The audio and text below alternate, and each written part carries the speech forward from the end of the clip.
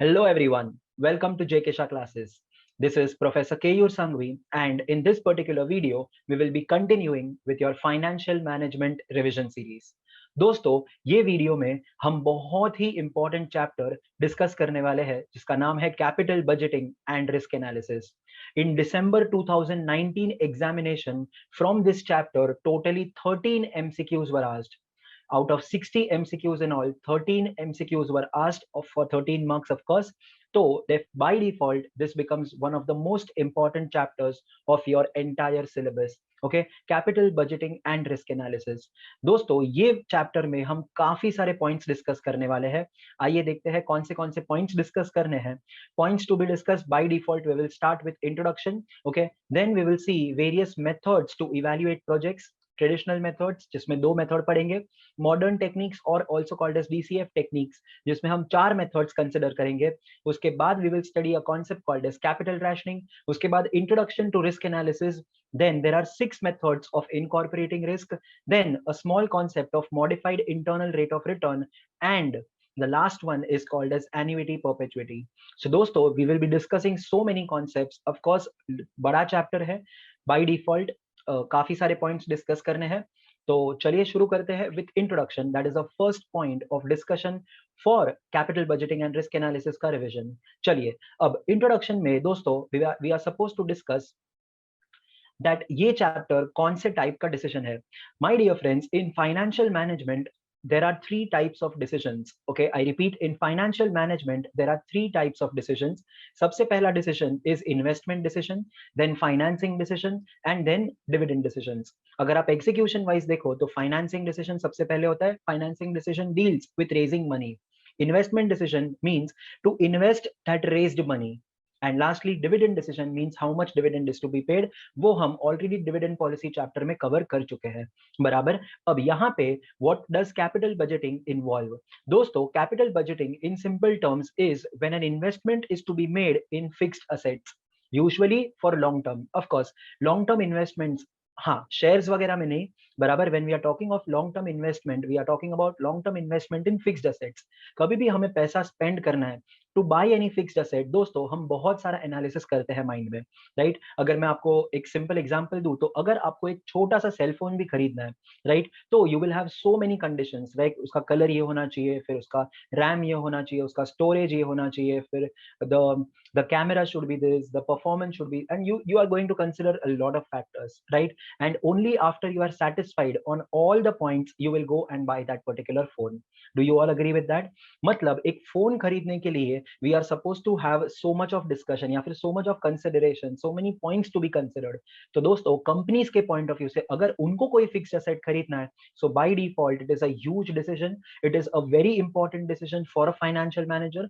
अगर हम प्रोजेक्ट में इन्वेस्ट करना है, अगर हमें असेट्स में इन्वेस्ट करना है, अगर मेरे को मशीनरी खरीदनी है, इक्विपमेंट्स खरीदने हैं, so all these form a part of your capital budgeting decisions. Mainly capital budgeting decisions deal with investment decisions only. मतलब यहाँ पे हम जो डिस्कस करने वाले हैं वो इन्वेस्टमेंट डिसीजन होगा. मतलब how much money is to be invested in fixed asset और whether money should be invested in this particular asset और नॉट. मतलब काफी सारे पॉइंट्स डिस्कस करेंगे. Of course, we will see that one by one. But right now, I hope the basic meaning or background of capital budgeting is clear. We are going to study how to decide whether this particular fixed asset should be purchased or not. Okay, all these factors, there are various methods also to decide all these. And with respect to fixed assets or investment in fixed assets, we are going to study one most important point, dosto. Capital budgeting decisions are non-reversible decisions. You cannot reverse this. मतलब आप जाके एक machinery खरीद के आओ, एक बार आपने वो मशीनरी खरीद लिया, उसके बाद आप सॉरी बोल दो कि यार ये तो मेरे को नहीं चाहिए, ये प्लीज आप वापस ले लो. So now will the supplier take that machinery back? The answer is no. Of course normally तो वो नहीं लेगा. हाँ, बट अगर आपने परचेज ही वही कंडीशन पे किया है that there is a guarantee, you can return within 10 days और सो, तो ठीक है. बट 10 दिन के बाद ही will never take that decision. Basically capital budgeting decisions can not be reversed. Once the decision is taken, आपका पैसा जा चुका है. एंड दोस्तों बिकॉज यहाँ पे हम असेट की बात कर रहे हैं, मशीनरीज की बात कर रहे हैं, इक्विपमेंट्स की बात कर रहे हैं, बड़े बड़े प्रोजेक्ट्स की बात कर रहे हैं. अगर बिल्डर है, right, if he is going to construct a building या बिल्डिंग को रीडेवलप करना है, तो उसके लिए capital budgeting will form one of the most important parts. क्योंकि अगर वो बिल्डिंग का कंस्ट्रक्शन ले ले, फिर उसको पता चले कि यार मेरे को तो यहाँ पे लॉस हो रहा है, So in that case, उसका decision to take up this project proved wrong, and hence he cannot say आधा building बना के चलो sorry. No, he will have to then complete it. So basically, capital budgeting decisions cannot be reversed. They are irreversible decisions, and they deal with investment decision of financial management. जो तीन होते हैं, financing, investment and dividend. उसमें investment decisions में capital budgeting part आता है. Okay, I hope the basic background of capital budgeting is clear. चलिए अब शुरू करते हैं methods to evaluate proposals. Okay, methods to evaluate proposals और methods to select the various projects. बराबर, मेथड्स टू सिलेक्ट प्रोजेक्ट्स कौन से मेथड्स है, as we saw in the overview. Okay, overview में आपने अगर देखा होगा तो देयर आर 6 मेथड्स.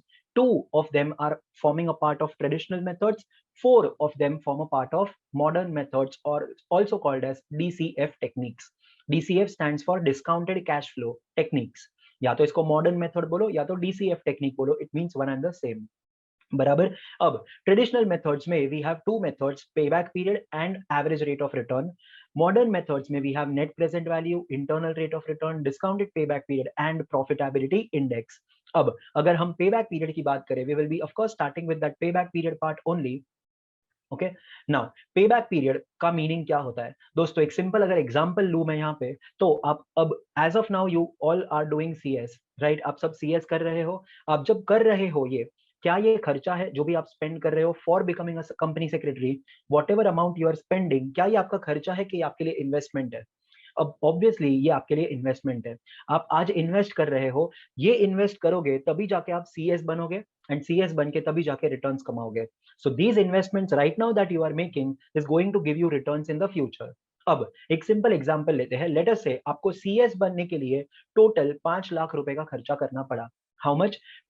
सीएस बनने के लिए आपको 5 लाख रुपीस का खर्चा करना पड़ा. सो can I say totally you have to spend 5 lakh rupees, and that 5 lakh rupees will be called as your cash outflow. That 5 lakh rupees will be called as your cash outflow. Okay, अब आप CS बन गए, अब आपने job भी join करी, job भी ले लिया, ठीक है. अब वो job is going to pay you, that company is going to pay you 1 lakh rupees per month. Example, that company is going to pay you 1 lakh rupees per month. My dear friends, can I say आपका जो investment है 5 लाख का, आपको 1 लाख रुपया पर month मिलेगा. Just in simple terms, can you calculate in how many months you will be able to recover your entire cost? In how many months you will be able to recover your entire cost? You will say, sir, very simple, 5 months. एक महीने में 1 लाख मिलेगा, दूसरे महीने में 1 लाख और मिलेगा, total 2 lakh, वैसे 3, 4 एंड 5. सर 5 महीने में है ना, हम हमारा पूरा सीएस का खर्चा खत्म, मतलब रिकवर कर लेंगे. बराबर. So that 5 months is called as pay back period. That 5 months is called as payback period. Payback period is nothing but the time taken by an investment to recover to us back our cost. The time taken by an investment to recover the cost back to us. बराबर. तो ये है दोस्तों payback period. अब payback period कैसे calculate होता है? To calculate payback period there are 2 ways. Okay, the first method, or rather the first situation, is where the cash inflows given in the question are consistent. दोस्तों, I hope you understand the meaning of cash inflow. Cash inflow means cash, literally the amount of cash coming in. Okay, so consistent cash inflow, अगर वो पैसा जो आने वाला है वो same value है, कंसिस्टेंट मतलब सेम कैश इनफ्लो. तो if that value is same, consistent cash inflow, then how do you calculate the payback period? Payback period will be the cost of the project divide by consistent cash inflow. हमारे example में आपको consistently 1 lakh rupees per month मिल रहा था दोस्तों, तो 5 lakhs is the cost of the project divide by 1 lakh rupees per month.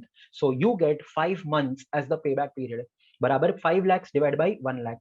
बराबर. So this is your payback period. This is how you calculate payback period in case if cash inflows are consistent. अगर cash inflows consistent नहीं है, I repeat, अगर cash inflows consistent नहीं है, पहले month में आपको 80,000 मिलेगा, दूसरे मंथ में आपको 1 लाख मिलेगा, तीसरे मंथ में 1 लाख 20, नेक्स्ट मंथ में 1 लाख 40, फिर उसके बाद 160, वैसे 20-20 हजार monthly income will increase. So now you can not say that you will recover the entire cost in 5 months. बराबर. ऐसा नहीं हो सकता. You will have to calculate. तो how do you calculate when cash inflows are inconsistent? दोस्तों, अगर cash inflows are inconsistent, payback period is supposed to be calculated by preparing a cumulative column. मैंने एक छोटा सा एग्जांपल दिया है so that you understand it better. Cost of the project समझो अगर 50,000 है, पहले साल में हमको 25,000 मिलेगा, दूसरे साल में 15,000 मिलेगा एंड तीसरे साल में 20,000 मिलेगा। Can I say the total cost to be recovered from this investment is 50,000। 50,000 का जो हमने खर्चा किया है वो हमें रिकवर करना है, बट कितने टाइम में हम वो रिकवर करने वाले ये हमको कैलकुलेट करना है। तो चलो दोस्तों कैसे क्यूमुलेटिव कॉलम बनाते हैं, लेट अस सी। सबसे पहले ईयर्स कॉलम बराबर 3 साल का डेटा दिया है and all the 3 cash inflows of the 3 respective years are written 25,000, 15,000 and 20,000। Fair enough.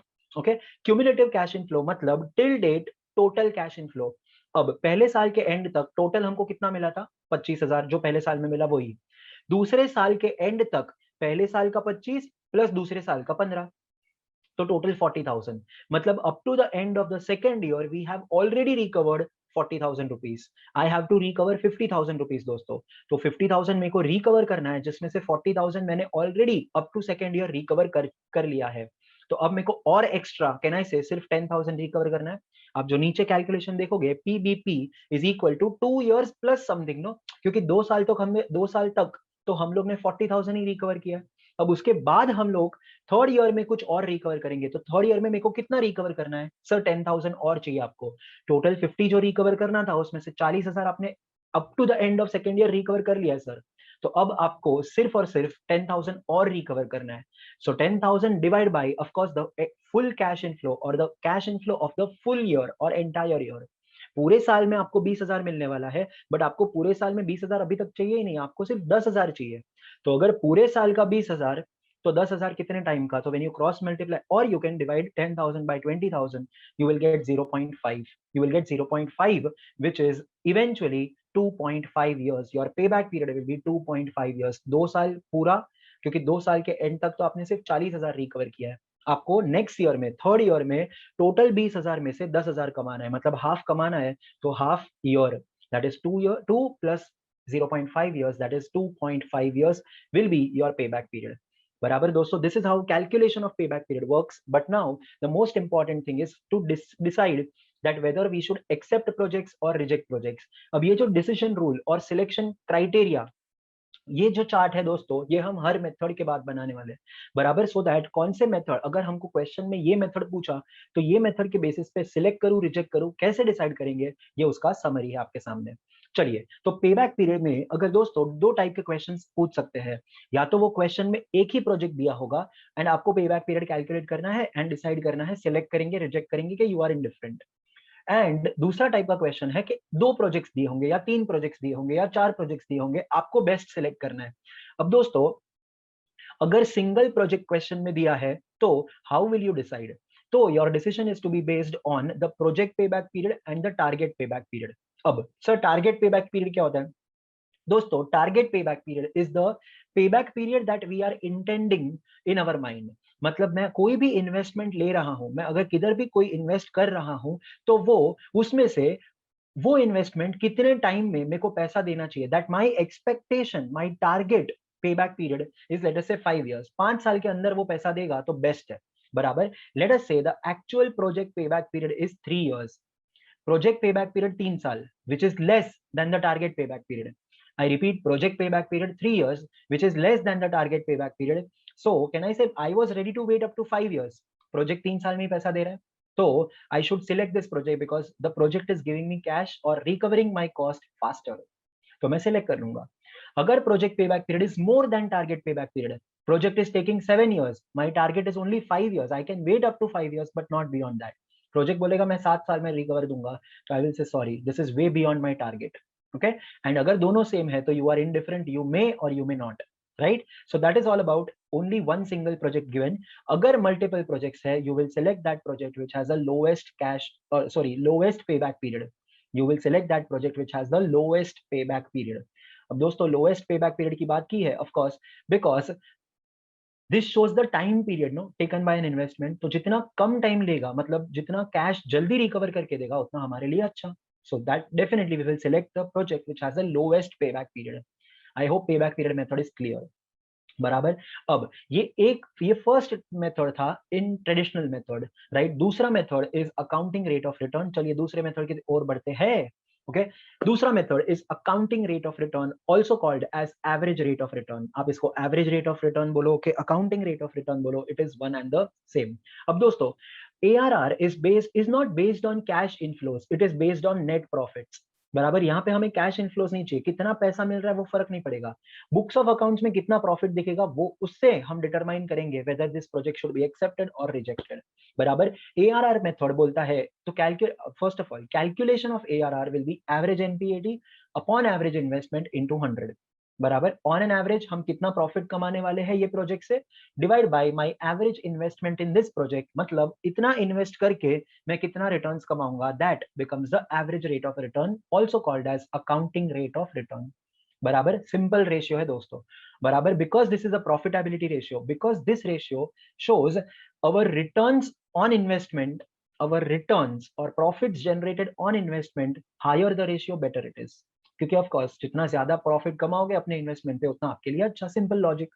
बराबर, तो एवरेज इन्वेस्टमेंट जो दिया है डिनोमिनेटर, पहले तो एवरेज NPAT कैसे कैलकुलेट करेंगे, लेट अस से 5 साल का प्रॉफिट दिया है, राइट, लेट अस से 5 इयर्स का प्रॉफिट दिया है, तो 5 साल का प्रॉफिट जो भी दिया है वो टोटल करोगे and divided by 5, that is your average investment, that is your average investment, sorry that is your average NPAT। बराबर, 5 साल का profit divide by 5, the total profit divide by 5, that will give you average NPAT। Average investment कैसे calculate करेंगे दोस्तों, opening investment plus closing divide by 2, average is opening plus closing divide by 2। Opening investment is the original cost of the project. बराबर, opening investment मतलब ये project मैंने select किया तो मेरे को कितना खर्चा करना पड़ेगा, वो initial cost, right, the cost of the project. And closing investment will be the salvage value, closing investment will be the salvage value. ये प्रोजेक्ट जब खत्म होगा तो जो भी असेट्स बचेंगे तो वो असेट्स को बेच के जितना पैसा मिलेगा, that is called as salvage value. So your opening investment is the cost of the project, your closing investment is the salvage value, so divide by 2 you get your average investment. So on average investments, how much average NPAT you return or you earn, that is called as accounting rate of return or average rate of return. I hope this part is clear, my dear friends. And now the decision rule or the selection criteria chart comes again. अगर एक ही project question में दिया है और multiple projects given, my dear friends, if only one project is given in the question, then you compare the project का rate of return with your target rate of return. आप कभी भी invest करते हो तो obviously you will expect some rate of return, right? And वो rate of return जितना ज्यादा उतना अच्छा। तभी तो दोस्तों अगर multiple projects involved है तो we will select that project which gives us the highest ARR। अगर 3 प्रोजेक्ट्स है तो तीनों में से जो ज्यादा रिटर्न देगा, सिंपल लॉजिक, मैं वही सिलेक्ट करूंगा। बराबर, ये सिंपल लॉजिक है दोस्तों, हर एक पॉइंट सिंपल लॉजिक है, आपको सिर्फ ये सब पता होना चाहिए तो आप ऑटोमेटिकली भी कभी कभी सॉल्व कर पाओगे। ठीक है, अब ओनली सिंगल प्रोजेक्ट गिवन, अगर एक ही प्रोजेक्ट दिया है तो कैसे डिसाइड करोगे, तो समझो मेरा टारगेट ARR इज 10%, मतलब ये प्रोजेक्ट कम से कम 10% कमा के देना चाहिए, बट प्रोजेक्ट दे रहा है 13% कमा के, तो will you accept? Yes, we will select the project. मैं 10 एक्सपेक्ट कर रहा हूँ, प्रोजेक्ट दे रहा है 13, प्रोजेक्ट ज्यादा ही दे रहा है ना, तो सिलेक्ट कर लो, तो अपने लिए तो अच्छा ही है। तो इफ प्रोजेक्ट का ARR, प्रोजेक्ट का actual ARR is more than the target ARR, we will select. मैं एक्सपेक्ट कर रहा था 10, प्रोजेक्ट दे रहा है only 6%, the project ARR is less than the target ARR, so you will reject। And of course if both are equal then you are indifferent, you may or may not select the project। okay, with this अपना 2 methods खत्म हो चुका है दोस्तों, जिसका नाम है first payback period and second decision, sorry second, first is payback period and second one is your accounting rate of return or average rate of return। okay, so this is what till now we have completed till traditional methods. अब दोस्तों हम discuss करने वाले हैं something called as modern techniques. Modern techniques बोलो या फिर decision tree बोलो, आई रिपीट, मॉडर्न टेक्निक्स बोलो या फिर discounted cash flow techniques, right, modern techniques बोलो या तो डिस्काउंटेड कैश फ्लो टेक्निक्स बोलो। okay, now let us start with the first method in that in modern techniques or discounted cash flow techniques में first method that is net present value, that is net present value बहुत ही important है, इसको मतलब star mark भी करोगे तो भी वो कम है, मतलब उतना इंपॉर्टेंट है। ठीक है, now net present value method considers the concept of time value of money. दोस्तों टाइम वैल्यू ऑफ मनी बहुत ही इंपॉर्टेंट कॉन्सेप्ट है। Time value of money is a very important concept in capital budgeting from now onwards. Time value of money है क्या sir? देखो दोस्तों, सबसे पहले जो कैश आउटफ्लो होता है, बराबर, कोई भी आप असेट खरीदो, कोई भी आप कंस्ट्रक्शन करो, कोई भी आप मशीनरी परचेस करो, कोई भी इक्विपमेंट परचेस करो, यू हैव टू पे कैश टुडे। ओके, चलो सप्लायर थोड़ा बहुत क्रेडिट देगा 2 महीना 3 महीना, बट जो भी है it is in the current year only, it is today, right? But whatever cash inflows, whatever benefits that we will derive will be in the future. मतलब पैसा खर्चा आज करना है, पैसे का खर्चा आज करना है, बट उसका जो फायदा मिलेगा, उसका जो रिटर्न मिलेगा, वो फ्यूचर में मिलेगा। Now by default money today and money in the future cannot be compared because there is a concept called as time value of money. जो वैल्यू आज है मनी का, वो फ्यूचर में नहीं रहने वाला, बराबर। तो दोस्तों इसीलिए टाइम वैल्यू ऑफ मनी का कॉन्सेप्ट एक्सट्रीमली इंपॉर्टेंट है, जो ट्रेडिशनल मेथड्स इग्नोर करते हैं, जो ट्रेडिशनल मेथड्स इग्नोर करते हैं, बराबर। बट मॉडर्न मेथड्स और DCF techniques consider the concept of time value of money. मतलब यहाँ पे एनपीवी में हम क्या करने वाले हैं, सिंपल मेथड, सिंपली अगर if I am suppose to explain, तो वी हैव पीवीसीओ, हमको पता है कि आज कितना खर्चा करना है। PVCO stands for present value of cash outflows. मेरे को पता है कितना मेरे को खर्चा करना है, बराबर। तो इतना खर्चा करने के बाद, खर्चा कब करना है, आज। Cash outflow will be today, cash inflows will be the future values. तो दोस्तों वो जो फ्यूचर वैल्यूज है, अब वही फ्यूचर वैल्यूज को मेरे को कन्वर्ट करना है in present value, and then I compare the present value of cash inflows with the present value of cash outflows. For example, अगर आज हमको खर्चा करना है 10 लाख रुपए का, तो present value of cash outflow is 10 lakhs। Present value of cash inflow समझो आता है 14 lakhs। तो 14 lakhs का PVCI, present value of cash inflows, and 10 lakhs का present value of cash outflows, that gives you a net present value of rupees 4 lakhs, and that net present value is the true value or true benefit that this particular project will generate. I hope this part is clear, my dear friends, बराबर। तो ये ध्यान में रखते हुए let us now start with NPV. NPV is calculated as follows. Okay, it is a technique which considers time value of money, by the way, and it is calculated as follows. Net present value is present value of cash inflows minus present value of cash outflows, बराबर। तो चलो इतना समझा। PVCI PVCO का calculation देखते हैं, कौन से टाइप्स ऑफ कैश आउटफ्लोज हो सकते हैं, कौन से टाइप ऑफ कैश इनफ्लोज होते हैं। चलिए, types of cash outflows, my dear friends, there are two basic types of cash outflows. एक होता है कैपिटल कॉस्ट और कॉस्ट ऑफ द प्रोजेक्ट, दूसरा होता है इन्वेस्टमेंट इन वर्किंग कैपिटल। अब मशीनरी खरीदना है, अगर मशीनरी खरीदना है तो वो मशीन खरीदने का cost, that is the cost of the project और कॉस्ट ऑफ द मशीनरी और कॉस्ट ऑफ द असेट और कैपिटल कॉस्ट, बराबर। लेकिन वो मशीनरी तो लेके आए, तो क्या अपने आप चलेगा? क्या मशीनरी अपने आप चलेगा दोस्तों? नहीं। उसको चलाने के लिए I need to invest in raw materials, I need workers to run the business, I need the other equipments, okay, other small overheads, and all these costs will be incurred. That is called as investment in working capital. मतलब machine चलाने के लिए जो खर्चा होता है, that is called as investment in working capital. That is also usually given in the question at the present value, बराबर, क्योंकि आज ही मशीन को लेके आएंगे, आज ही मशीन को स्टार्ट भी करेंगे, बराबर, तभी जाके उस पर खर्चा शुरू हो जाएगा। Usually both of these cash outflows take place at the beginning, and hence the discounting factor is 1। अब डिस्काउंटिंग फैक्टर्स क्या होता है, I will be explaining shortly, don't worry.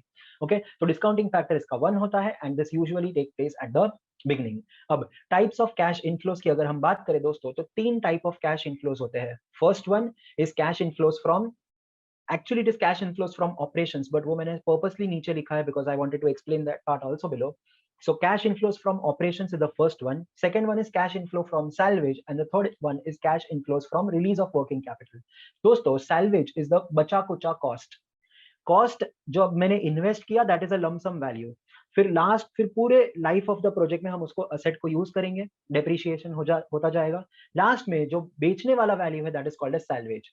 तो अगर मैंने कॉस्ट को कैश आउटफ्लो माना, तो don't you think it is logical कि अगर वही असेट जो खरीदा, जब आपने कैश आउटफ्लो माना, तो वही असेट अगर बेचोगे, तो वो जो पैसा मिलेगा, that should be a cash inflow, and that is called as cash inflow from salvage. Asset बेचने के बाद जितना भी पैसा मिलता है, that is called as salvage. Of course वो कैश इनफ्लो है। कब मिलेगा? जब प्रोजेक्ट खत्म होगा, जब असेट को हम बेचेंगे, प्रोजेक्ट खत्म होने पे असेट जब बेचेंगे, तब we will receive that salvage. Okay, and the next one is cash inflows from release of working capital. Cash inflows from release of working capital. दोस्तों working capital में जब business start करना है, जब ये project start करना है, तब working capital investment is required. But जब business खत्म हो जाएगा, तब working capital जैसा कुछ पैसा reinvest नहीं करने की जरूरत है। जो भी पैसा हमें मिलेगा, जो भी हमने इन्वेस्ट किया था, वो हमको वापस मिल जाएगा, and that becomes a release of working capital. वो भी एक cash inflow है। लेकिन वर्किंग कैपिटल एंड सैलवेज ये कब मिलेगा? जब प्रोजेक्ट खत्म होने वाला है। when the project will get over, at that time we will receive these values or these amounts, and hence they are terminal cash inflows. terminal मतलब लास्ट में होने वाले cash inflows, and hence they should be multiplied with the last year's discounting factor. बराबर, they should be multiplied with the last year's discounting factor. अब दोस्तों, before we move further, पहले decide करते हैं और पहले डिस्कस करते हैं rather what is discounting factor. अब जैसे हमने डिस्कस किया अभी तक that there is something called as present value of money. बराबर, मतलब हमारे पास जो भी आज का वैल्यू है दैट इज पीवीसीओ, और उसको कंपेयर करने के लिए I want PVCI, present value of all cash inflows. जितने भी कैश इनफ्लो होने वाले हैं वो फ्यूचर में होने वाले हैं, तो all those future cash inflows का प्रेजेंट वैल्यू ढूंढने के लिए we use a concept called as discounting factor. I repeat, we use a concept called as discounting factor. Now, how to calculate discounting factor? On your calculator, I will explain. अगर discounting rate, जो discounting rate हम use करते हैं, that is usually the cost of capital of the project. बराबर, तो अगर company का cost of capital या तो discounting rate क्वेश्चन में दिया है 10%, कितना दिया है?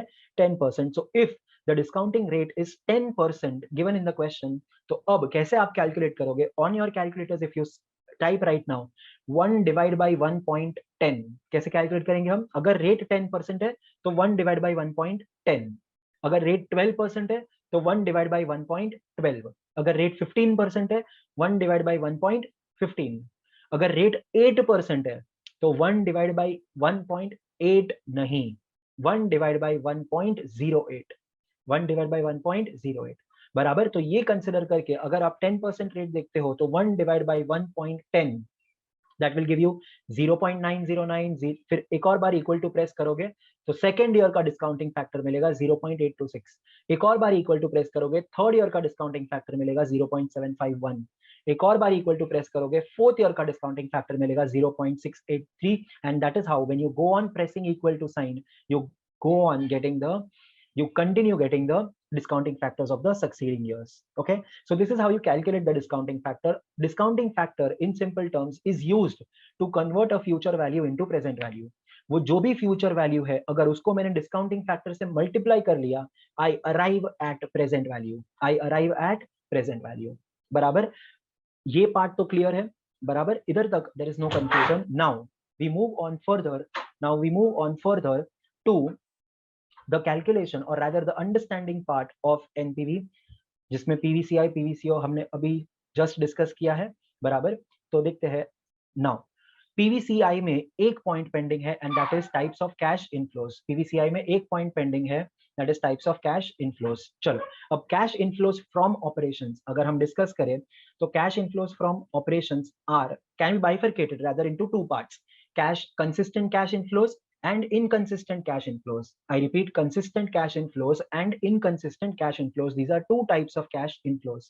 बराबर, अगर see first of all what do you mean by cash inflows from operations? दोस्तों, जो मेन रीजन होता है ना, अगर असेट खरीदा, अगर मशीनरी खरीदा तो मशीनरी टाइम पास के लिए तो नहीं खरीदा, वो machinery will be used to produce goods, वो गुड्स मार्केट में बेचेंगे, मार्केट में बेच के पैसा मिलेगा। So that amount that we receive on sale of those goods will be cash inflows from operations. Will be cash inflows from operations. बराबर, क्योंकि हमारा मेन पर्पस वो मशीनरी खरीदने का वही था that we will be able to sell those goods. So this is the main operating activity and hence it is called as cash inflow from operations. तो तीन टाइप के cash inflows हो सकते हैं, cash inflows from operations, cash inflows from release of working capital, cash inflows from salvage. बराबर, अब cash inflows of operation का main point क्या है दोस्तों? कैश इनफ्लो फ्रॉम ऑपरेशंस का प्रेजेंट वैल्यू निकालने के लिए, देखो, release of working capital and salvage का प्रेजेंट वैल्यू निकालने के लिए you multiply that future value into the respective discounting factor, you multiply that future value into the discounting factor of the last year because these are last year's values. लेकिन cash inflows from operations तो हर साल होंगे, तो इनका present value कैसे निकालेंगे दोस्तों? इनका प्रेजेंट वैल्यू निकालने के लिए यू हैव टू चेक अगर क्वेश्चन में कैश इनफ्लोस कंसिस्टेंट है, कंसिस्टेंट मतलब सेम वैल्यू एवरी ईयर, तो you can simply use a formula consistent cash inflows into present value annuity factors at x% for y years. अगर rate 10% दिया है तो 10% discounting factor basically 10%, 12%, 15%, 8% जो भी है for Y number of years, जितना भी 3 साल, 4 साल, 5 साल, 6 साल, जितना भी ईयर्स दिया है क्वेश्चन में. सो consistent cash inflows divided by the present value annuity factor. अब सर ये प्रेजेंट वैल्यू एन्युइटी फैक्टर क्या होता है? PVAF is the total of all the discounting factors at, let us say, 10% for 5 years. तो 10% पे 5 years के 5 discounting factors का total will be my PVAF. So consistent cash inflow into that PVAF will give you the present value of those cash inflows. लेकिन अगर cash inflows consistent नहीं है तो we use or rather we calculate the present value by preparing a table. हम table prepare करते हैं जिसमें years लिखते हैं, उसके बाद respective cash inflow, उसके बाद discounting factors लिखते हैं and cash inflows are the future values. तो मैंने पहले ही बताया वो future value को discounting factor से अगर multiply करेंगे तो जो result निकलेगा दोस्तों उसको हम बोलेंगे present value of cash inflow or you can say discounted cash inflow. क्या बोलेंगे? Discounted cash inflow. बराबर. So this is how we calculate the present value of cash inflows. बराबर. And वही PVCI आ गया. PVCI minus the PVCO will give you the final net present value. Okay, so net present value in short it shows the excess of cash inflows over cash outflows. बराबर हमें कितना cash inflows ज्यादा मिलने वाला है over and above our cash outflows. तो दोस्तों considering that part, NPV till now is done. Now most important part is decision rule और सिलेक्शन क्राइटेरिया. अब डिसीजन रूल अगर आप देखो, अगर सिंगल प्रोजेक्ट दिया है तो of course you will select if NPV is positive. अगर एनपीवी नेगेटिव है तो यू विल रिजेक्ट. अगर एनपीवी जीरो है then you are indifferent. Sir NPV positive कब होगा? दोस्तों simple logic, PVCI minus PVCO. Answer positive कब होगा? जब PVCI is greater than PVCO. मतलब your cash inflows are more than cash outflows. Logic है ना. अगर पैसा जो अंदर आ रहा है वो ज्यादा है एज कंपेयर टू पैसा जितना बाहर जा रहा है, your NPV is positive, you will select. Otherwise, you will reject. अगर cash outflows are more than cash inflows, NPV will be negative and you will reject.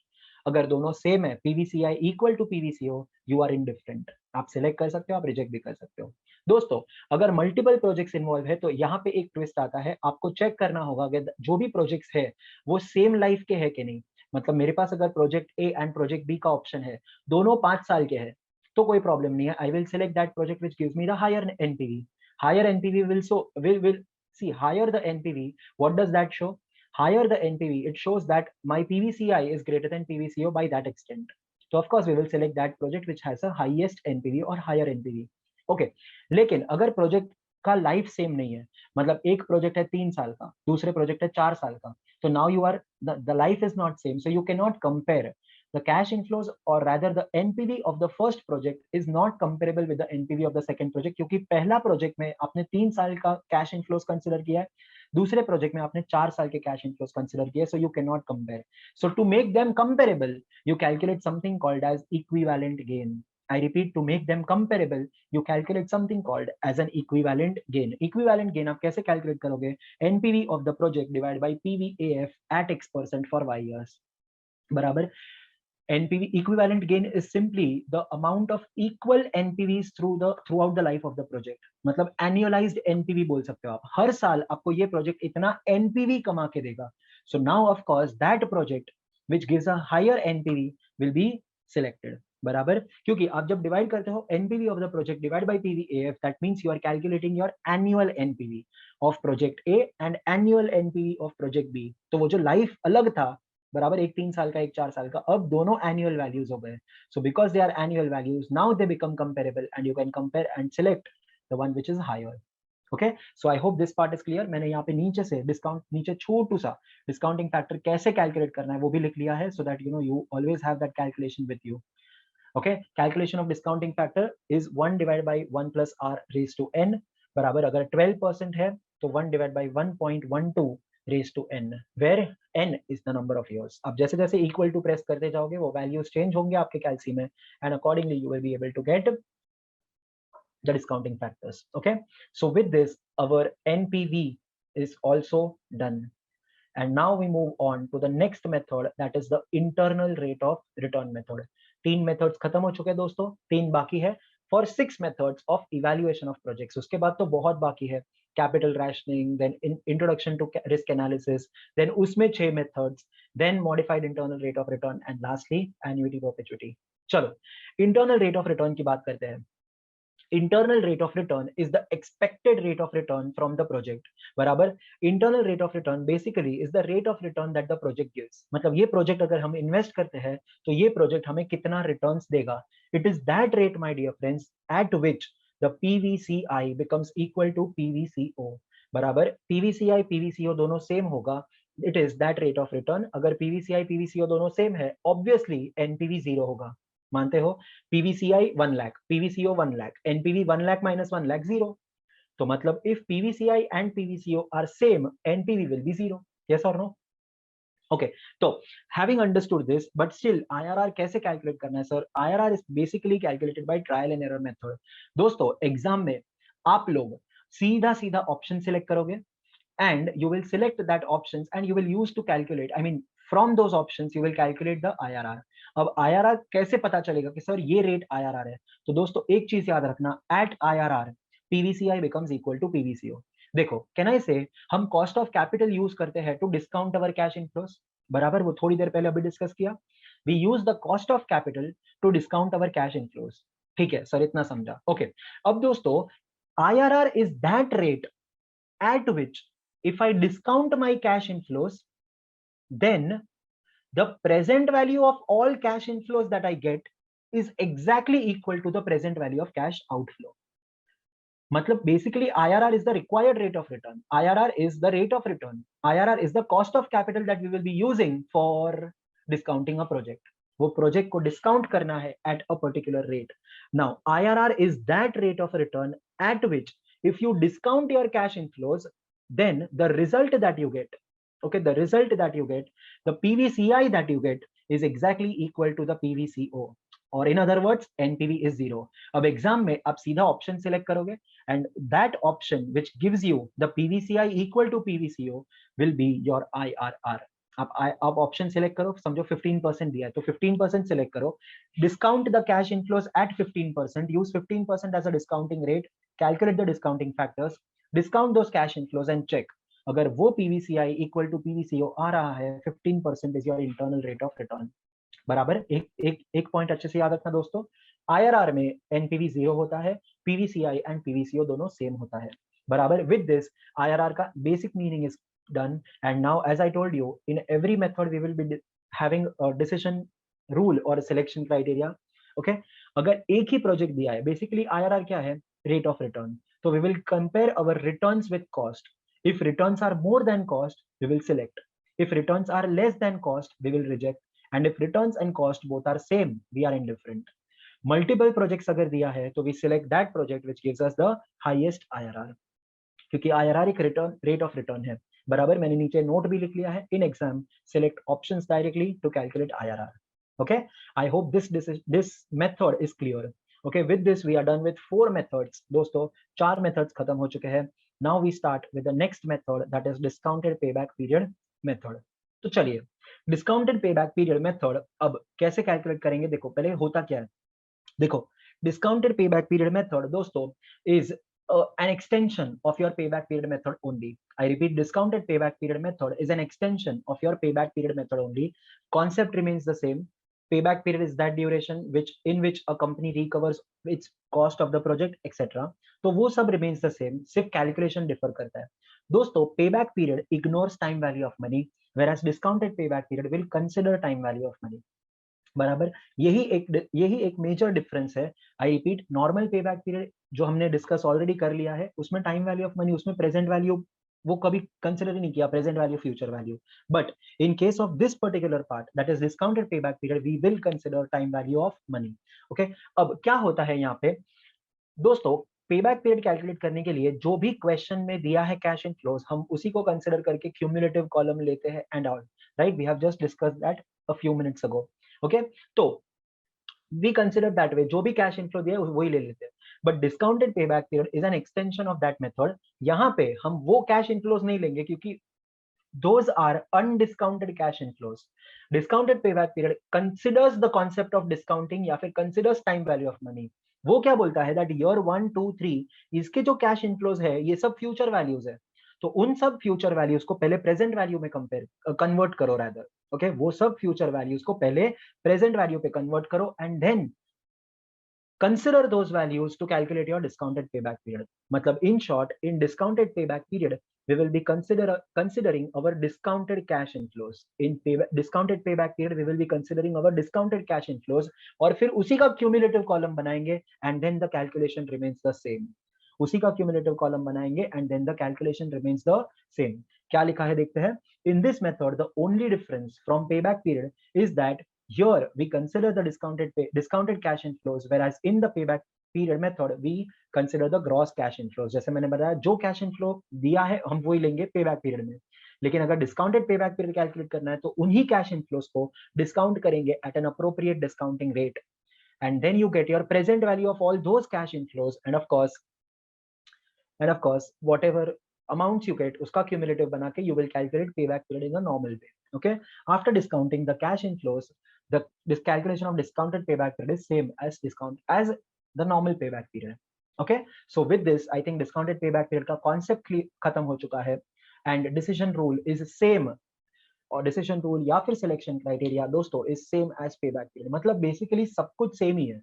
In your payback period and discounted payback period, the concept is the same. The only difference is payback period gross cash inflows जो दिया है वही, discounted payback period उन्हीं cash inflows को पहले discount करेंगे, उनका present value निकालेंगे, and फिर normal payback period का calculation देखेंगे. Is this clear to all? Yes, चलो.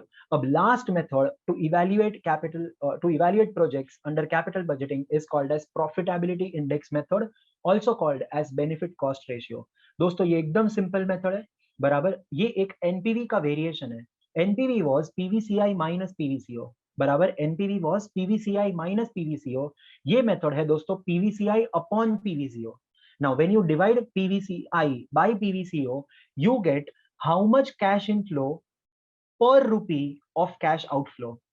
PVCI per rupee of cash outflow. So basically how much inflow divide by how much outflow, that is how much inflow per rupee of outflow.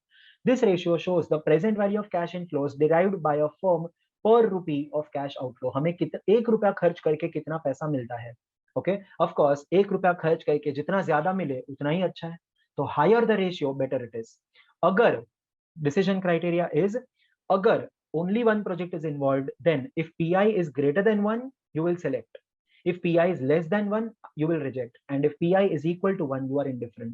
दोस्तों एक simple analysis करते हैं यहाँ पे, and of course पहले तो multiple projects जो दिया है वो मैंने ऑलरेडी डिस्कस कर लिया. We will select that project which gives us highest profitability index. क्यों? क्योंकि higher the PI better it is. But दोस्तों इधर एक डिस्कशन करते हैं, पीआई ग्रेटर देन 1. अब मेरे को अगर आप ये फॉर्मूला ऑब्जर्व करो, if pi, by the way, when we will reach pi greater than 1, can I say pi will be greater than 1 if pvci is greater than pvco, बराबर. अगर present value of cash inflows 2 lakhs, present value of cash outflow 1 lakh, so 2 lakh upon 1 lakh, that is 2:1. मतलब pi greater than 1 आया. कब greater than 1 आएगा? when cash inflows are more than cash outflows. Now this shows NPV is positive. Do you all agree? Cash inflows greater than cash outflows, this shows NPV is positive, and if NPV is positive we accept the project. So if PI is greater than 1, NPV is positive and we accept the project. Similarly, agar PVCI 50,000, PVCO 1 lakh, so now the ratio will be 0.5. What does this 0.5 show? 0.5 shows that cash inflows are less than cash outflow. 1 lakh का cash outflow करके 50,000 मिल रहा है. So of course you will like to reject the project because pi is less than 1. So if pi is less than 1, your NPV is negative and you will reject the project. pi equal to 1 तभी ही आएगा जब PVCI and PVCO दोनों same है, दोनों 1 lakh, तो 1 lakh upon 1 lakh cancel हो जाएगा, बचेगा 1, pi equal to 1. And of course if PVCI PVCO both are same, NPV is 0, which means you are indifferent. Okay, so I hope this method is clear. And of course दोनों में से अगर ज्यादा दो projects में से we will select that project which gives us the higher PI, right? Because that will show that per rupee of cash outflow gives us a higher rupee of cash inflow or gives us more cash inflow, barabar. So considering that, I think we are done with all the 6 methods that is forming a part of your overview of the chapter. आप overview of the chapter बोलो, points to be discussed बोलो, introduction is done and evaluation of projects part is done. Now we will be discussing capital rationing. उसके बाद risk analysis का introduction discuss करेंगे, उसमें भी 6 methods discuss करेंगे, then modified IRR and then annuity perpetuity, right? I hope you guys are understanding the flow. We are done with 6 methods till now of your evaluation of projects. Okay, तो PI भी हो चुका है. अब discuss करते हैं capital rationing. दोस्तों capital rationing एकदम छोटा सा पार्ट है. Capital rationing basically is a situation where funds are limited. पैसा हमेशा लिमिटेड होता है विद द कंपनीज, बराबर. No company has unlimited access to funds, right. कोई भी कंपनी के पास ऐसा नहीं अनलिमिटेड पैसा है, सबके पास लिमिटेड पैसा है. तो वो लिमिटेड पैसे को बेस्ट यूटिलाइज करना, that is called as capital rationing. Capital rationing is a situation where funds are limited. I repeat, capital rationing is a situation where funds are limited. बराबर. Capital rationing is a situation where your funds are limited. अब वो limited funds को आप best possible use में लगाओगे. So that is possible only if you calculate PI. क्योंकि PI ratio profitability index shows per rupee of outflow पे आपको कितना inflow हो रहा है, पर रूपी ऑफ आउटफ्लो पे आपको कितना इनफ्लो हो रहा है. ऑफ कोर्स 1 रुपया खर्च करके you will always want a higher cash inflow because your funds are limited. आपका 1 रुपए का वैल्यू है. Whenever you spend 1 rupee you would like a higher cash inflow and that can be given only by PI technique. So PI technique is famous for capital rationing situations. Capital rationing is a situation where money is limited with the company. Okay. Now reasons for capital rationing can be two. या तो external factor की वजह से capital rationing है firm में, या तो company के इंटरनल फैक्टर्स से ही कैपिटल रैशनिंग है फर्म में. एक्सटर्नल फैक्टर्स मतलब it can have the expensive sources of finance. बराबर. आप जिधर भी पैसा मांगने जा रहे हो सब बहुत हायर रेट मांग रहे हैं, इंटरेस्ट या dividends are high. Preference shares issue करने, लेकिन preference share holders are asking for a higher rate. So basically capital is very much costly to you, and because of that you do not want to raise capital. And if you do not want to raise capital, the money is limited in your company, and that is a situation of capital rationing. So agar capital rationing is because of those external factors, that is called as hard capital rationing. Barabar. And agar that is due to internal factors, right, there is a dispute among the management is not able to decide कि हमें debt से पैसा लेना है कि equity से पैसा लेना है. There is a dispute and none of them are ready to give up. So because of that, no money is coming in, there is shortage of funds in the company, and this is because of internal factors to the company, and such kind of capital rationing will be called as soft capital rationing. बराबर. I hope this part is clear दोस्तों. MCQ's point of view ये important हो सकता है. hard capital rationing and soft capital rationing. External factors hard, internal factors soft capital rationing. Okay. And which technique is famous in capital rationing situations? PI technique. Is this clear? So with this we are done with capital rationing also, and now the final part, or rather the second part I should say, of this chapter, that is concerned with risk analysis. दोस्तों second part is concerned with risk analysis. Actually देखो ना, तो ये दो अलग अलग chapters हैं. पहला चैप्टर है कैपिटल बजटिंग, दूसरा चैप्टर है capital budgeting and risk analysis. तो इसमें हम रिस्क वाला पार्ट कंसिडर करेंगे. सादा वाला कैपिटल बजटिंग खत्म, अब रिस्क वाला कैपिटल बजटिंग. बराबर. तो capital budgeting of course concept same है, तो इसीलिए मॉड्यूल में भी उन्होंने कंबाइन करके दिया. These are not two different chapters in your CS का एफएम मॉड्यूल. बराबर. बट तो कंबाइन करके उन्होंने दे दिया है. We will also study as one chapter only, concepts are same similar. चलो, introduction to risk analysis in capital budgeting. दोस्तों risk analysis in capital budgeting helps a firm to take better investment decisions. देखते हैं कैसे. बराबर. चलो, अगर मैं ऐसा example, first of all, do you all agree that पैसा आज बाहर जाएगा? सर कैश आउटफ्लो तो आज का होगा, पैसा आएगा that is in the future. Now future में पैसा मिलने वाला है, and that future is always uncertain. That future is always uncertain. बराबर. वो फ्यूचर में मैं एस्टिमेट कर रहा हूं 5 लाख मिलने वाला है, 5 लाख मिलने वाला है, 5 लाख मिलने वाला है, बट हो सकता है actual cash inflows turn out to be only 3 lakh. Risk है. हाँ, क्योंकि मेरा एस्टिमेट था 5 लाख मिलेगा, तो 5 लाख के बेसिस पे मैंने कैलकुलेट किया था, तो NPV was positive, I selected the project. बराबर. बट अगर कैश इनफ्लो 3 लाख हो गया तो मेरा एनपीवी पॉजिटिव नहीं आता, मेरा एनपीवी नेगेटिव आता है. So don't you think, because I did not consider risk factor, 5 lakh तो मैंने एस्टिमेट कर लिया था, बट उसमें 2 लाख रुपीस का तो रिस्क था, तो रिस्क तो मैंने कंसिडर किया ही नहीं, and that risk actually materialise. I receive the cash inflow of only 3 lakhs. बराबर. तो मेरे को सिर्फ 3 लाख मिलने वाला है, जबकि मैंने एस्टिमेट किया था 5 lakh. So that risk factor I did not consider, and because of which I ended up taking the wrong decision. After considering risk, my NPV was negative. But मैंने वो रिस्क फैक्टर लिया नहीं, तो मेरे को तो पॉजिटिव एनपीवी दिखा, मैंने तो सिलेक्ट कर लिया. So what I'm trying to prove is risk analysis in capital budgeting is extremely important. Whenever you do some capital budgeting, okay, whenever you have capital budgeting decisions in front of you, always consider an element of risk. Always consider an element of risk. Ab dosto, to incorporate risk in these capital budgeting decisions, there are 6 methods. I repeat, to incorporate risk in capital budgeting decisions, there are 6 methods. One by one, we will discuss all of them. Okay. Now, first method is called as the risk adjusted discount rate. Second one is called as certainty equivalent factor. Third one is a sensitivity analysis. Fourth one is probability approach. Fifth one is standard deviation. And the last one is decision tree. बराबर 6 methods है हमारे सामने, और वो all the 6 methods we will be considering, and let us see one by one.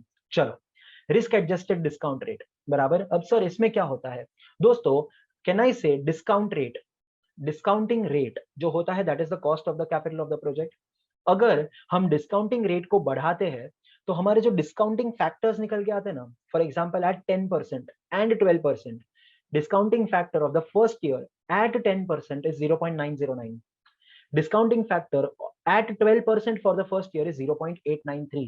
मतलब अगर आपने आपका डिस्काउंटिंग रेट बढ़ा दिया फ्रॉम 10 to 12, तो आपके डिस्काउंटिंग फैक्टर्स कम हो जाते हैं.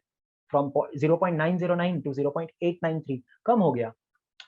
तो if you are increasing your discounting factor, your present value, your result of those discounted cash inflows will be the present value of cash inflows will also fall. So if you are supposed to develop a relationship between discounting factor or discounting rate and the cash inflows or present value of cash inflows, it is an inverse relationship. अगर आपने आपका discounting rate बढ़ाया तो आपका PVCI falls. अगर आपने आपका discounting rate कम कर दिया तो आपका PVCI will increase. अब दोस्तों रिस्क क्या है? अगर मेरे को रिस्क कंसिडर करना है तो my cash inflows falling, is that a risk? और my cash inflows increasing, that is a risk. Of course cash inflows कम हो जाना सर ये रिस्क है. अगर कैश इनफ्लोज ज्यादा हो रहा है तो वो रिस्क कैसे हुआ?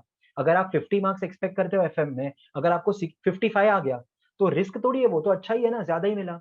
बट रिस्क क्या है कि 50 से कम आया तो व्हाट अबाउट 40 आ गया, तो that is risk, right? Risk is something negative.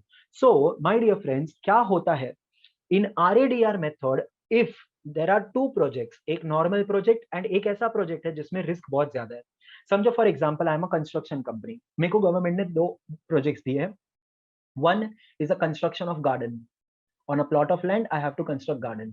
Second one is a construction of a sea link. बराबर, एक ब्रिज बनाना है on the sea. बराबर. अब of course the second one is more risky.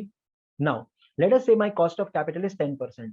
तो to evaluate garden वाला project I will use 10% as a discounting rate, क्योंकि 10% मेरे को मिनिमम कमा के चाहिए वो प्रोजेक्ट से. So the minimum required rate of return is cost of capital which is used as a discounting rate. लेकिन एज पर RADR मेथड क्या होता है? RADR मेथड बोलता है कि तुम यही रेट आप सेकेंड वाले ऑप्शन के लिए मत लगाओ, इससे ज्यादा रेट लगाओ. क्यों? क्योंकि सेकेंड वाला option is more risky. Second वाला option is more risky, and if a project has more risk, discount that project at a higher rate. What will happen if you discount the cash inflows of that project at a higher rate? You are increasing the discounting factor. Your present value of cash inflows fall. Now at those reduced cash inflows, if you still get a positive NPV, accept the project. वो cash inflows कम करने के बाद भी अगर आपका NPV positive आ रहा है, you will accept the project, क्योंकि आपने डिस्काउंटिंग रेट बढ़ा लिया तो आपका कैश इनफ्लोस कम हो गया. And if your cash inflows are reduced and that reduced cash inflows still give you a positive NPV, मतलब आपने रिस्क कंसिडर करने के बाद भी आपका एनपीवी पॉजिटिव आ रहा है, तो you should definitely select such project. लेकिन अगर वो रिस्क कंसिडर करने के बाद आपका एनपीवी नेगेटिव जा रहा है तो यू आर सेफ. कि अगर आपने शायद वो डिस्काउंटिंग फैक्टर को बढ़ाया ना होता, मतलब आपके कैश इनफ्लोस को कम नहीं किया होता, तो ये ज्यादा cash inflows, inflated cash inflows would give you a positive NPV. But अच्छा हुआ कि आपने डिस्काउंटिंग रेट बढ़ा दिया, आपके कैश इनफ्लोस कम हो गए, और वो कम हुए कैश इनफ्लोस पे आपका एनपीवी नेगेटिव आ रहा है, तो आपने ये सिलेक्ट नहीं किया, आप बच गए. बराबर. So this is how RADR method works. You consider और you adjust the discounting rate. The name of the method itself states risk adjusted discount rate. Adjust your discounting rate with the element of risk. Higher risky projects will be discounted at a higher rate. and less risky projects can be discounted at the normal rate. Okay तो देखते हैं content क्या लिखा है दोस्तों. आई hope this part is clear. इसमें calculate NPV ही करेंगे. Now, this rate is the rate of discount calculated after incorporating risk in capital budgeting decisions. If a project has a higher risk, अगर एक project में ज़्यादा risk है, it should be discounted at a higher rate. If a project is discounted at a higher rate, then the PVCI decreases. And if NPV is positive at this reduced PVCI also, then the project should be accepted. Barabar? So this is how RADR works.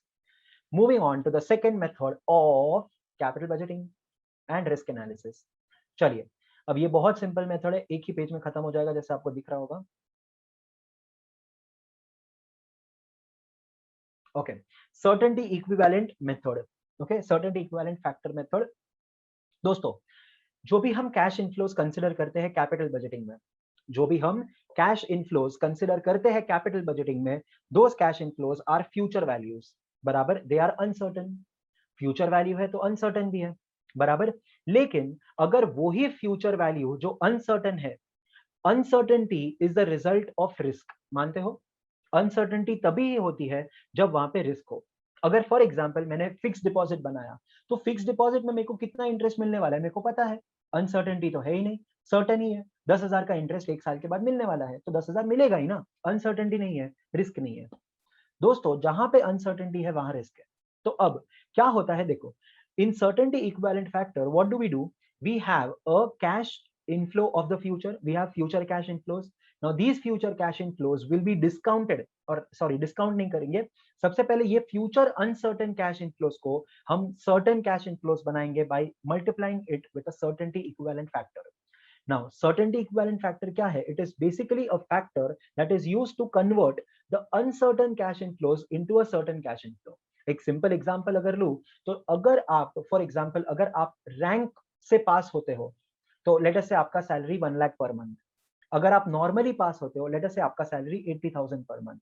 Now can I से आप पास तो पक्का होने वाले हो. देखो उसमें तो कोई डाउट ही नहीं है, आप पास तो हो ही. बराबर. फेल का तो सोचना ही नहीं. तो मतलब आप पास तो होने ही वाले हो, तो मतलब आपका 80,000 तो पक्का है ही कैश इनफ्लो. 1 लाख अनसर्टेन है ना, आप रैंक से पास होगे कि नहीं वो नहीं पता, बट आप पास तो होने वाले हो. आपके लिए 80,000 तो सर्टेन कैश इनफ्लो है. तो instead of considering 1 lakh as the cash inflow of every year, consider only certain cash inflow. जितने जो कैश इनफ्लो के लिए आप सर्टेन हो, सिर्फ उतने ही कैश इनफ्लोस कंसिडर करो. मतलब your certainty equivalent factor is 0.8. that is certain cash inflows divided by uncertain cash inflows. matlab against your uncertain cash inflows, your certain cash inflows are 80%, and of course higher the certainty, lower will be the risk. दोस्तों अगर certainty बढ़ती जाए तो आपका risk कम होता जाएगा. Of course because जैसे आप सर्टेन होते जाते हो तो आपका रिस्क कम है. अगर आपकी सर्टेनिटी कम है तो रिस्क बहुत ज्यादा है. You are not certain at all what is going to happen. मतलब पूरा का पूरा रिस्क नहीं खेल रहे हो. बराबर. तो दोस्तों in certainty equivalent factor we convert the future cash inflows or future uncertain cash inflows into certain cash inflows by multiplying the uncertain cash inflows with the certainty equivalent factor. In this method, uncertain cash inflows are converted into certain cash inflows with the help of the certainty equivalent factor, since certain cash inflows do not bear any risk. I repeat, since certain cash inflows do not bear any risk, we use the risk-free rate of discounting. ये एक point ध्यान रखना दोस्तों, because वो जो certain cash inflow है वो तो पक्का मिलने ही वाला है, उसमें तो कोई रिस्क ही नहीं है. तो you will evaluate that at the risk-free rate. You will evaluate that or you will discount that at the risk-free rate. How to calculate CE factor is certain cash inflows divided by uncertain cash inflows. दोस्तों ये तो formula है to calculate CE factor.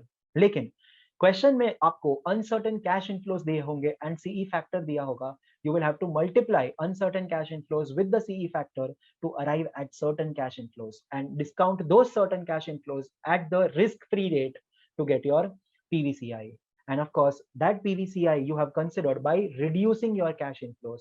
तो अगर वो कम हुए cash inflows पे भी आपका NPV final NPV still positive accept the project. बराबर. So this is the second method of incorporating risk. पहले मेथड में हमने डिस्काउंट रेट एडजस्ट किया था, दूसरे मेथड में हमने कैश इनफ्लोज को एडजस्ट कर दिया. बराबर. So these are the two methods of incorporating risk that we have discussed till now. दोस्तों तीसरे मेथड पे बढ़ते हैं आगे. That is called as sensitivity analysis. That is called as sensitivity analysis. अब सर sensitivity analysis क्या है?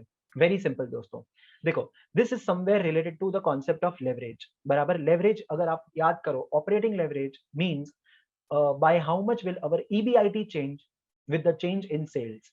अगर सेल्स चेंज होता है 10% से, तो EBIT कितने परसेंट से चेंज होगा, that is our operating leverage. बराबर, तो यहाँ पे भी सेंसिटिविटी एनालिसिस में भी कुछ ऐसा ही होता है. Okay, let me explain. Can I से कि my NPV is a result of PVCI and PVCO. बराबर, पीवीसीओ तो अपने आप में एक इंडिपेंडेंट फैक्टर है.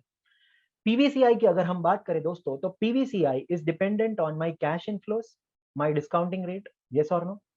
कितना कैश इनफ्लो है, कितना डिस्काउंटिंग रेट है, क्योंकि अगर डिस्काउंटिंग रेट बढ़ गया तो पीवीसीआई कम हो जाएगा. ये तो अभी जस्ट डिस्कस किया. अगर डिस्काउंटिंग रेट कम तो पीवीसीआई बढ़ेगा. तो my PVCI is the result of cash inflows, discounting factor, even number of years. More number of years ज्यादा PVCI होगा, lower the number of years less PVCI. बराबर.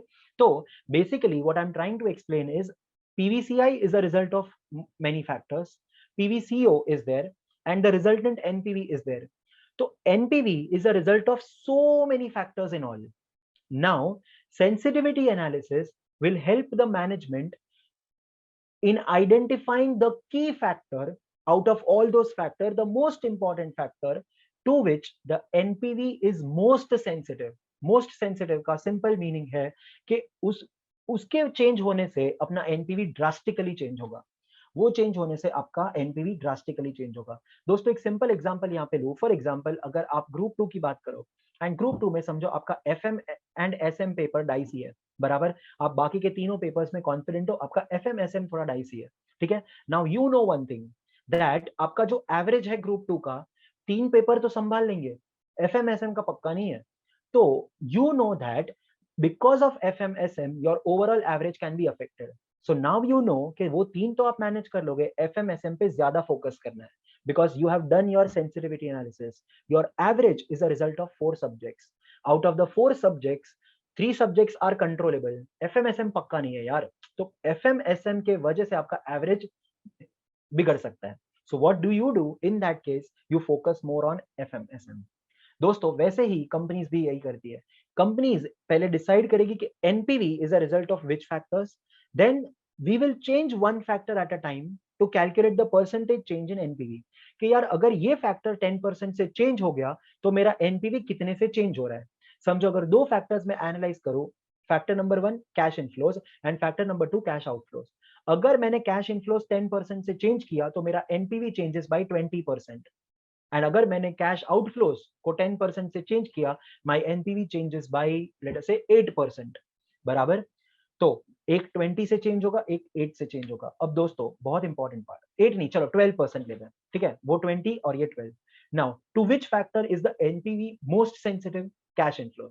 क्योंकि यार अगर कैश इनफ्लोज 10% से चेंज हो गए ना, तो आपका एनपीवी 20% से चेंज हो जाएगा. मतलब एनपीवी इज मोर रिएक्टिव और most sensitive to cash inflows. तो मैनेजमेंट को अब पता चलता है कि कैश इनफ्लोज को कंट्रोल करना बहुत जरूरी है, कैश इनफ्लोज पे ध्यान दो.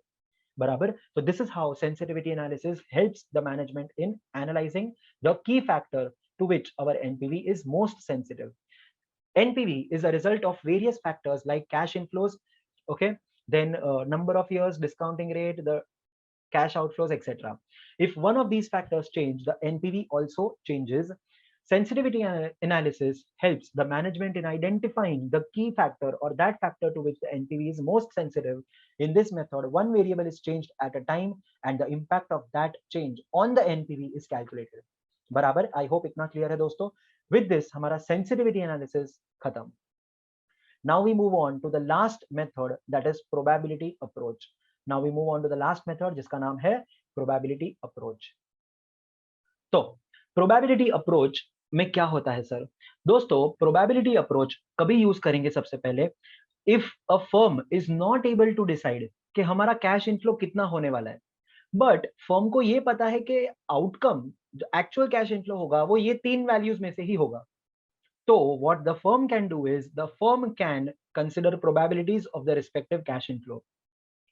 मतलब फॉर एग्जाम्पल अगर the firm is not sure, मतलब फर्म के कैश इनफ्लो समझो depends on three situations, the economic condition being good, economic condition being bad और इकोनॉमिक कंडीशन बीइंग वर्स्ट। अगर दीज थ्री इकोनॉमिक कंडीशंस में firm के cash inflows में change, firm is not sure कि economic condition क्या होगा, whether it will be good, worse और worst, और गुड, बैड और वर्स्ट, बराबर। फर्म इज नॉट श्योर कि कौन सा economic condition will actually take place, but of course ये तीन में से ही कुछ होगा economic condition. The probability of economic condition being good, मतलब economy favouring you, is 30%। The probability of economic condition being bad is 20%, and the probability of being economic condition being worst is 50%. तो total 1 आ गया, probability मतलब certainty, total of probabilities as 1 mean certainty. इन तीनों में से ही कुछ होने वाला है, तीनों में से क्या होने वाला है पता नहीं है, बट इन तीनों में से ही कुछ होने वाला है। अगर ऐसी सिचुएशन है तब जाके हम यूज करेंगे probability approach.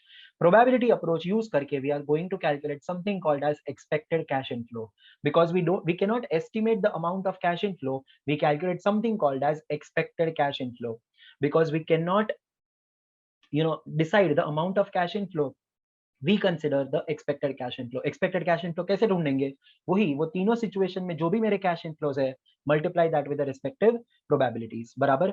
so when a firm is uncertain about its cash inflows of a particular year but certain that the cash inflows will be from that particular set only, या तो good या तो bad या तो worst, ये तीनों में से ही होंगे, then the probability approach is used in this case।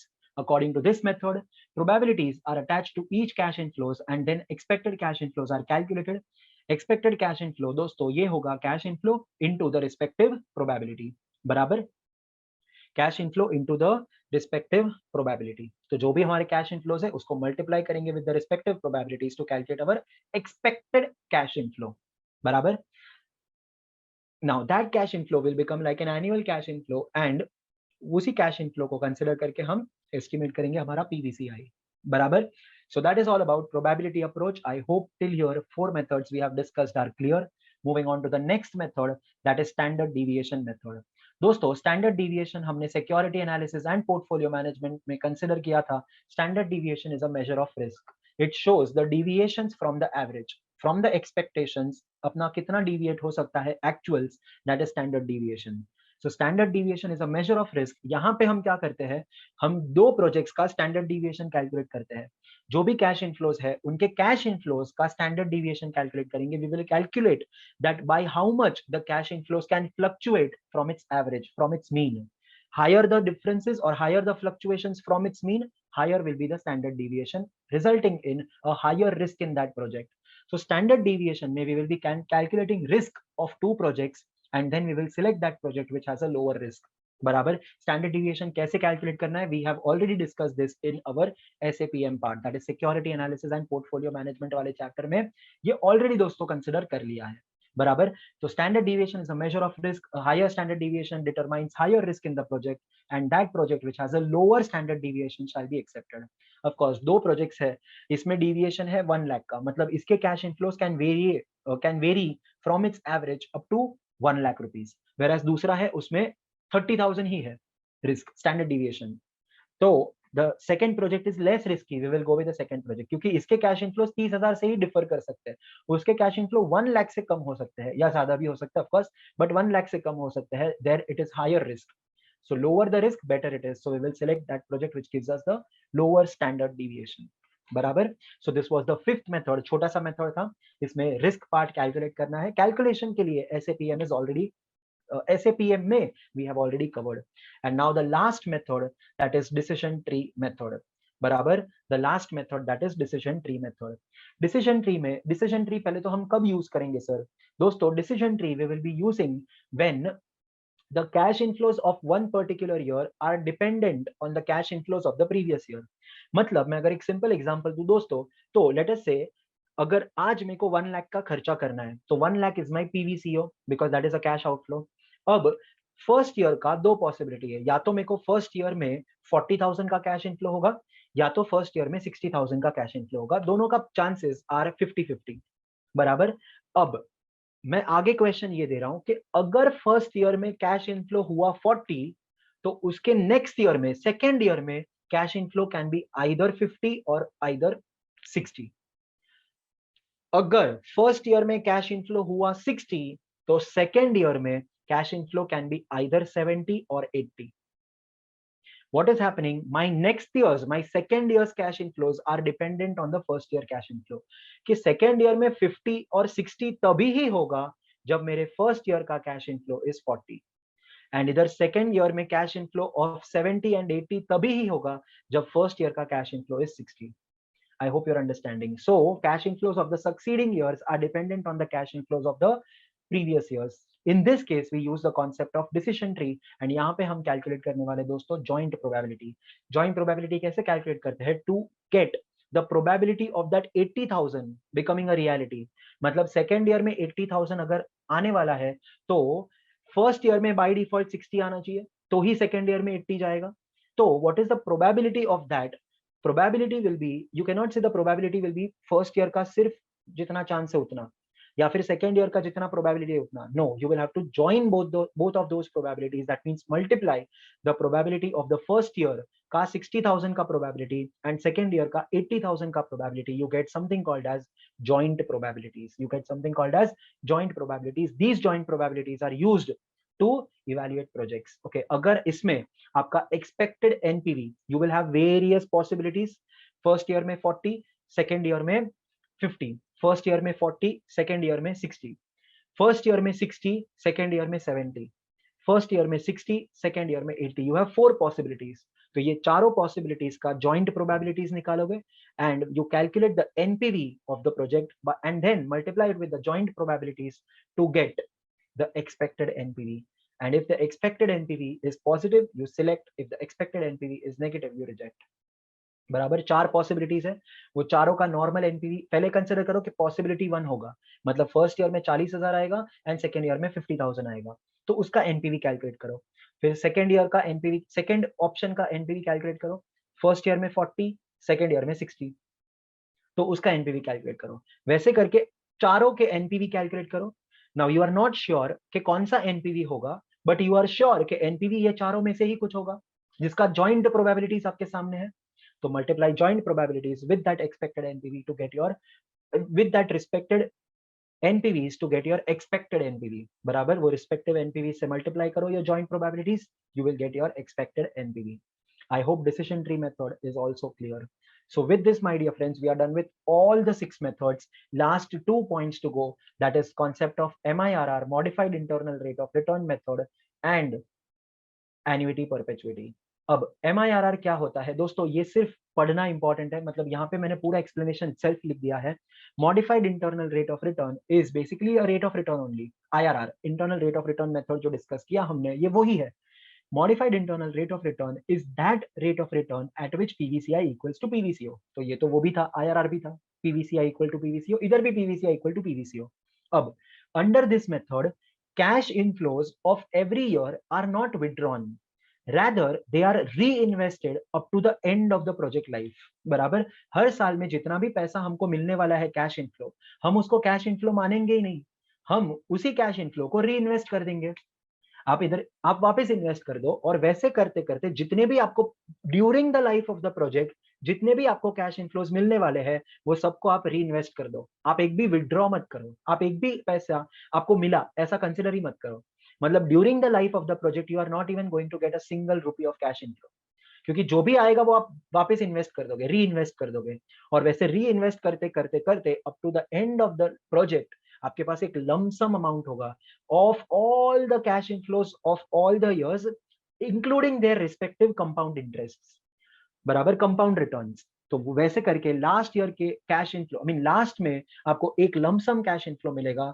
Now that rate at which the present value of this future cash inflow becomes equal to the present value of cash outflow is called as modified IRR. Is called as modified IRR. देखते क्या लिखा है यहाँ पे. Under this method, cash inflows of every year are not withdrawn, rather they are reinvested up to the end of the project life. Every year's cash inflow will be reinvested up to the end of the project life, and a lump sum amount is received at the end. Since this will be a terminal cash inflow. 5 साल तक का life है, 5 साल का project है, 5 साल तक एक भी रुपया लेने का नहीं। जो भी पैसा मिले बीच में वो री इन्वेस्ट कर दो, जो भी मिले री इन्वेस्ट कर दो, जो भी मिले री इन्वेस्ट कर दो। वैसे करके 5 साल के एंड पे एक लमसम अमाउंट आपको मिलेगा। That is the 5th years cash inflow, it is to be discounted at the 5th years discounting rate. बराबर। So since the cash, this will be a terminal cash inflow, it shall be discounted with the last year's discounting factor to calculate the PVCI, and the rate at which this PVCI becomes equal to the PVCO is called as modified internal rate of return, is called as modified internal rate of return. दोस्तों, I hope the concept of MIRR is also clear. बराबर। Calculation remains the same. बराबर। आपको सिर्फ इस time calculation मतलब थोड़ा change होगा of course, because here you are not considering the present value of all the cash inflows that you are going to receive in the middle. वो project के बीच में आपको जितना भी पैसा मिलने वाला है वो आप पैसा मिला ऐसा मानोगे ही नहीं, क्योंकि मैं नहीं मिला, क्योंकि आप वो री इन्वेस्ट करोगे। पैसा जैसा आएगा वो री इन्वेस्ट हो जाएगा, आपको तो कुछ मिला ही नहीं। तो यू विल इन्वेस्ट, री invest the all the cash inflows during the life of the project, and at the end lump sum amount will be received. Okay, so with this MIRR ka concept is also clear. Moving on to the last concept of this particular chapter, and that is annuity perpetuity. Okay, or you can say time value of money. Dosto, annuity and perpetuity, first of all, what do you mean by annuity and what do you mean by perpetuity? Annuity matlab receiving the same stream of cash inflows for a definite period of time. बराबर। मतलब 5 साल 6 साल वो life defined है कि आने वाले 6 साल तक मेरे को कॉन्स्टेंटली इतना पैसा मिलेगा। That is called as annuity. हर साल same amount for a definite period of life. And perpetuity means every year same amount for an indefinite life, life time. जब तक मैं जिंदा हूं तब तक मेरे को उतना अमाउंट मिलेगा। जस्ट एन एग्जाम्पल, जब तक मैं जिंदा हूं तब तक मेरे को उतना अमाउंट मिलेगा, जब तक है जान I am going to receive that amount. Okay, so perpetuity में लाइफ डिफाइंड नहीं होता दोस्तों, वेयरएज एन्युइटी में लाइफ डिफाइंड होता है। लाइफ डिफाइंड मतलब आने वाले 3 साल 4 साल 5 साल के लिए I am going to receive same amount, that is called as annuity. आने वाले जब तक मैं जिंदा हूं, आने वाले जितने भी सालों के लिए मैं जिंदा हूं तब तक मेरे को एवरी ईयर 10,000 रुपीज मिलेगा। So that is called as perpetuity. Every year same amount but for an indefinite period, that amount, that period is not defined. Okay, amount is defined, amount is fixed. Okay, now annuity का present value कैसे calculate होता है and perpetuity का present value कैसे calculate होता है आपके screen के सामने। एन्युइटी का प्रेजेंट वैल्यू हमने ऑलरेडी पढ़ लिया है, it is annuity amount into PVAF at x% for y years। दोस्तों, कंसिस्टेंट कैश इनफ्लोज याद है, एनपीवी मेथड में we had discuss cash inflows from operations, and cash inflows from operations में if the cash inflows are consistent you can use a shortcut, consistent cash inflows into PVAF at x% for y years। बराबर। तो that will be the present value of annuity। मतलब वो consistent cash inflow है for 5 years, तो 12% discounting factor है, तो 12% for 5 years का discounting factor calculate करो, टोटल करो उसका PVAF into the respective annuity amount will give you the present value of that future cash inflows or consistent cash inflows or present value of that annuity।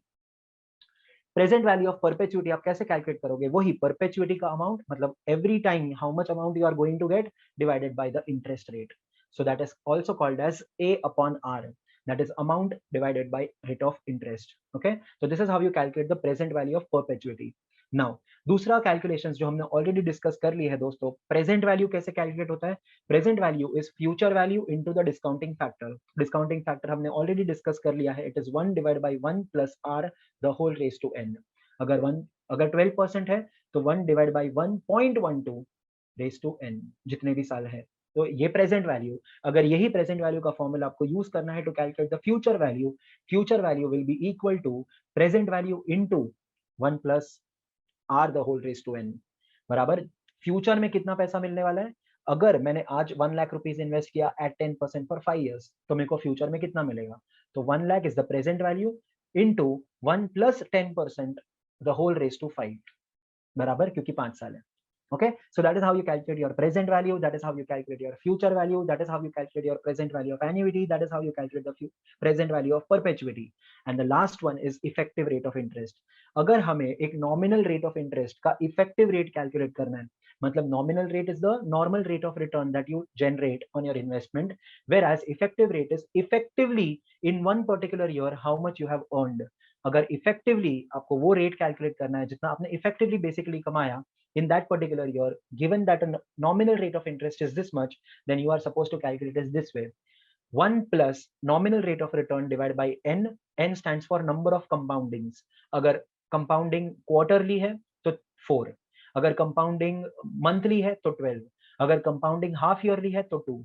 So 1 plus NRR upon n, the whole raised to n minus 1 into 100 बराबर 1 plus nominal rate of return divided by number of compoundings बराबर the whole raised to number of compoundings minus 1, and whatever answer you get, multiply by 100. Okay, this is how you calculate your effective rate of interest. This is just a quick recap of all these formulae that we have already studied in regular lectures. बराबर ये आपका revision है, and I hope this particular revision video is helpful. And by the way, with this we are done with entire capital budgeting and risk analysis. All the points that we were supposed to discuss: introduction, evaluation of projects, उसमें traditional methods, modern methods, capital rationing, introduction to risk analysis and capital budgeting, methods of incorporating risk, risk adjusted discount, every method, concept of MIRR, and that is modified internal rate of return, and annuity perpetuity. All the points we have covered, dosto. And with this, हमारा capital budgeting and risk analysis का revision is over. I hope, my dear friends, that this particular video will be useful to you guys one day before the exam also, and for your regular revisions also. Thank you so much. Thank you so much. See you all later. Bye bye.